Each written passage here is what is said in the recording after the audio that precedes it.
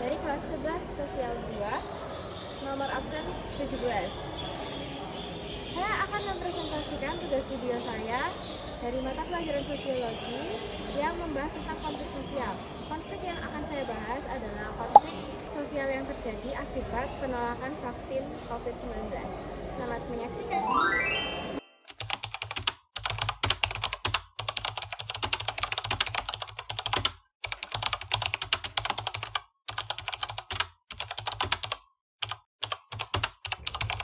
Pandemi COVID-19 mulai menyebar secara global pada tahun 2020.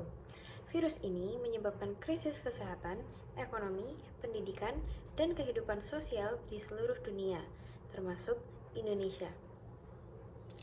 Untuk menekankan angka penyebaran dan kematian, pemerintah Indonesia mengadakan program vaksinasi massal secara bertahap.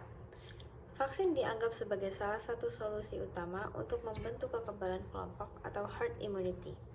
Namun, dalam pelaksanaannya, muncul beberapa kelompok-kelompok masyarakat yang menolak vaksinasi. Penolakan ini tidak hanya terjadi secara individu, tetapi juga dalam kelompok tertentu.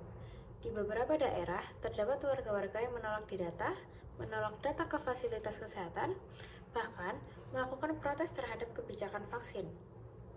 Alasan penolakan ini sangat beragam, antara lain takut terhadap efek samping vaksin, terpengaruh berita hoax di media sosial, tidak percaya pada pemerintah, percaya teori konspirasi, alasan keyakinan pribadi atau agama, dan merasa hak kebebasan pribadi dilanggar. Situasi ini memunculkan ketegangan sosial. Masyarakat terbelah menjadi dua kubu, pro-vaksin dan kontra-vaksin. Perdebatan sering terjadi di media sosial maupun di lingkungan sekitar. Menurut teori dalam sosiologi, konflik sosial dapat dibedakan berdasarkan beberapa kategori. Yang pertama adalah konflik horizontal. Konflik horizontal adalah konflik yang terjadi antar individu atau antar kelompok dengan kedudukan sosial yang relatif sama. Contohnya, perdebatan antar warga, antar teman, bahkan dalam keluarga mengenai vaksin.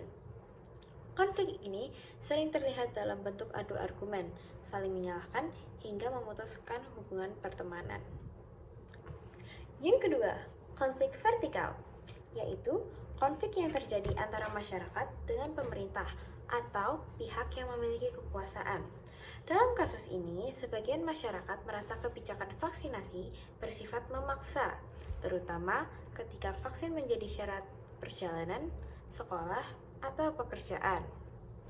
Masyarakat yang menolak merasa haknya dibatasi, sementara pemerintah menilai kebijakan tersebut untuk melindungi keselamatan publik. Yang ketiga, konflik ideologis, yaitu konflik yang disebabkan oleh perbedaan nilai, keyakinan, dan cara pandang.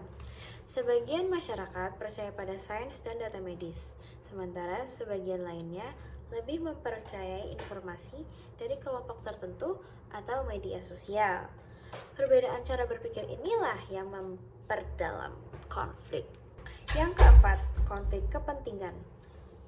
Pemerintah berkepentingan menjaga stabilitas kesehatan dan ekonomi negara, sedangkan masyarakat berkepentingan menjaga hak individu dan kebebasan pribadi. Ketika dua kepentingan ini bertabrakan, muncullah konflik kepentingan ini. Oke, sekarang kita masuk ke analisis menggunakan pohon konflik. Sekarang, saya akan menganalisis konflik ini menggunakan metode pohon konflik. Kita masuk ke akar penyebabnya dulu. Akar konflik adalah faktor-faktor mendasar yang tidak terlihat langsung, seperti rendahnya literasi digital, penyebaran hoax secara masif, kurangnya edukasi kesehatan yang merata, trauma dan ketakutan akibat pandemi, kurangnya kepercayaan terhadap institusi pemerintah, dan kurangnya komunikasi dua arah. Akar inilah yang memperkuat ketidakpercayaan dan memicu suatu konflik. Lalu, di batang, yaitu inti konflik, adalah perbedaan pandangan tentang vaksin sebagai solusi pandemi. Pemerintah melihat vaksin sebagai kewajiban moral untuk melindungi masyarakat luas. Sedangkan, sebagian masyarakat melihat vaksin sebagai pilihan pribadi yang tidak boleh dipaksakan. Perbedaan ini menjadi pusat pertentangan. Selanjutnya, cabang konflik. Cabang dalam pohon konflik dapat diartikan sebagai pihak-pihak yang terlibat, yaitu pemerintah, tenaga kesehatan, kelompok pro-vaksin, kelompok kontra-vaksin, media sosial, dan tokoh masyarakat. Berikutnya adalah daun, yaitu dampak.